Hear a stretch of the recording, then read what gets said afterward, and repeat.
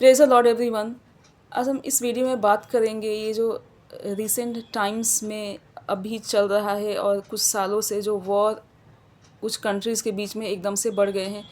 पहले ये जो रशिया और यूक्रेन का वॉर हुआ था 4-5 साल पहले, वो मोर देन 3 इयर्स 2-3 साल से ज़्यादा वो चला। उसके बाद फिर हमास इज़राइल और ईरान का हुआ था वॉर, वो रुक गया। फिर अभी अगेन 11-12 डेज से जो एक बड़े स्केल पे 3 कंट्रीज़ यूएस, इज़राइल और ईरान के बीच में जो वॉर वाली कंडीशन बनी हुई है, उससे ऑलमोस्ट पूरा वर्ल्ड कितना बैडली इम्पैक्टेड हो रहा है। और हमारी कंट्री में भी हम देख रहे हैं कि है ना, कितने अभी कुछ दिनों से फ्यूल की ये जो एलपीजी वगैरह है, इसकी सप्लाई पे कितना बुरा इफ़ेक्ट पड़ा है। तो एक 2 या 3 कंट्रीज़ के वॉर में होने से कितने लोग इफ़ेक्टेड हो रहे हैं। और ये कोई नई बात नहीं है। अगर हम रिसेंट टाइम में देखें तो कोविड का टाइम कितना हॉरिबल था, वो टाइम तो खैर कोई भूलेगा नहीं।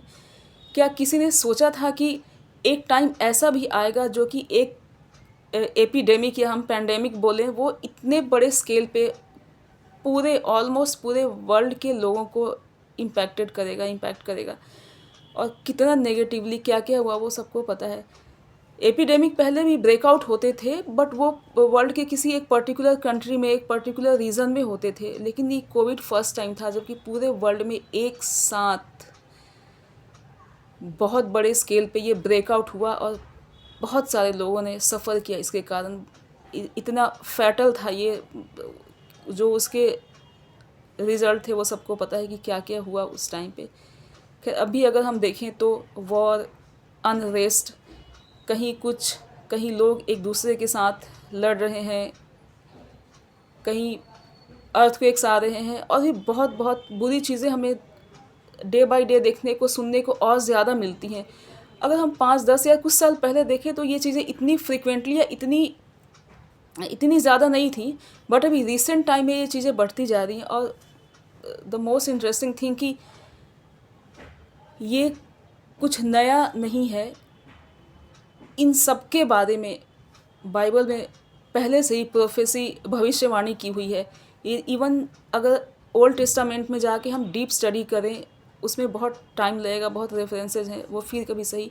तो इज़राइल और ईरान का जो है वो कॉन्फ्लिक्ट, वो अभी का नहीं है, वो थाउजेंड्स ऑफ ईयर्स पुराना उनका चलता हुआ आ रहा है। और जो अभी हो रहा है उसके बारे में भी कई भविष्यवाणियाँ हैं बाइबल में कि एंड टाइम में क्या होगा। तो हम क्या कर सकते हैं, ये टाइम जो भी चल रहा है इसके बारे में न्यू टेस्टामेंट में प्रभु यीशु ने भी सेंट मैथ्यू के गॉस्पल और सेंट मरकुस के गॉस्पल में अभी इन चीज़ों के बारे में बड़े डिटेल में और बड़ा क्लियरली बताया, वर्ड टू वर्ड, जैसे ये सब हो रहा है कि अंत के दिनों में, आने वाले दिनों में तुम युद्धों की चर्चा सुनोगे। राष्ट्र राष्ट्र के साथ, जाति जाति के साथ, लोग लोग के साथ युद्ध करेंगे। और बहुत सी चीज़ें ऐसी तुम सुनोगे तो तुम्हारा मन घबराए नहीं, तुम डरना नहीं, क्योंकि ये होना अनिवार्य है। ये तो होगा लेकिन अंत अभी नहीं होगा। और ईश्वर ने, जिन्होंने आदि से अंत बनाया है, उनको तो सब पता है। तो और बाइबल में ये भी लिखा है कि मैं अपने जन को बताए बिना कुछ भी करता नहीं हूँ। तो प्रभु थोड़ा थोड़ा करके उन्होंने हमें सब कुछ बताया है।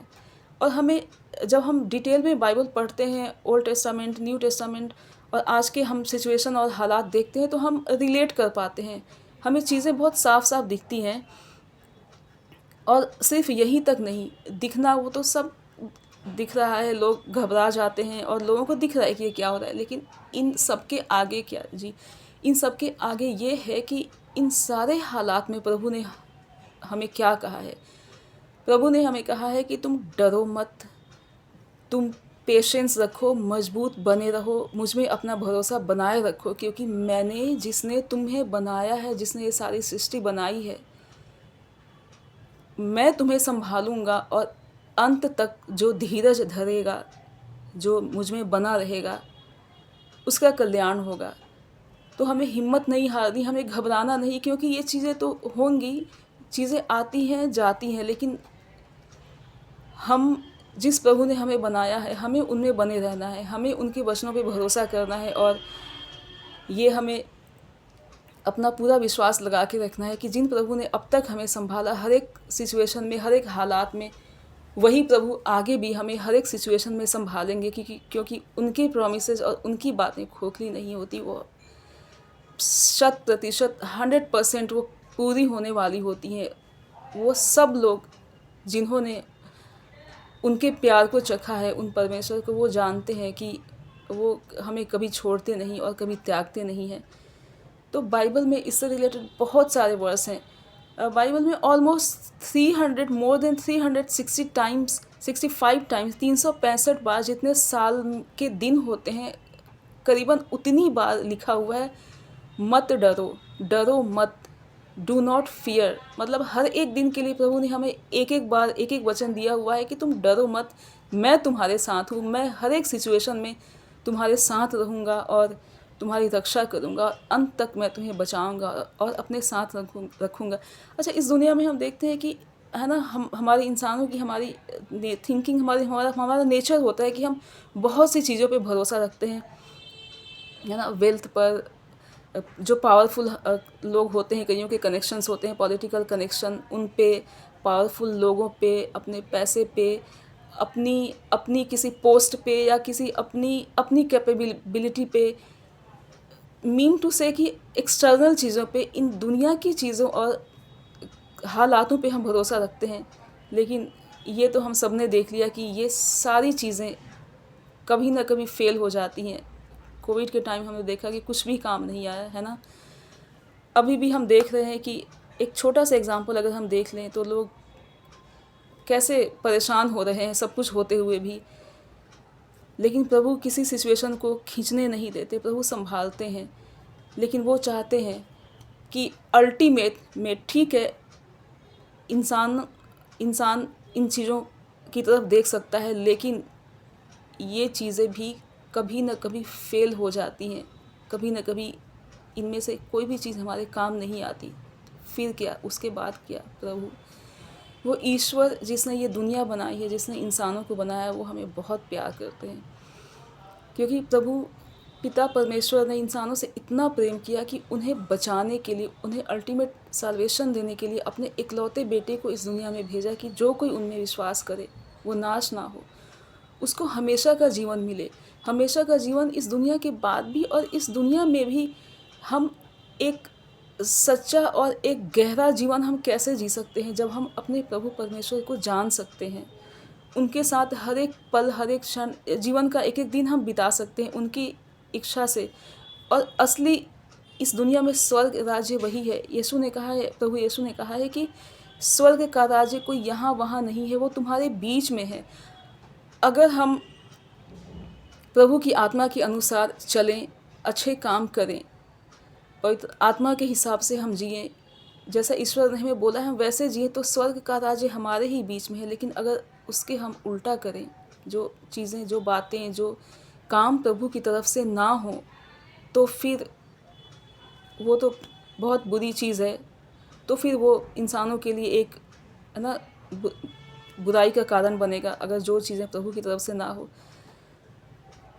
तो देखते हैं कि अल्टीमेट प्रोटेक्शन, अल्टीमेट जो स्ट्रेंथ है, जो प्रोटेक्शन है, जो सिक्योरिटी है, और जो सहारा है, जो मजबूती है, जो सेफ्टी है, वो हमें कहाँ से मिलती है? वो हमें प्रभु परमेश्वर से मिलती है। वही हैं जो इम्पॉसिबल हालात में भी हमें संभालते हैं, क्योंकि ये भी लिखा है कि I am the God of impossible. क्या मेरे लिए कोई भी चीज़ असंभव है?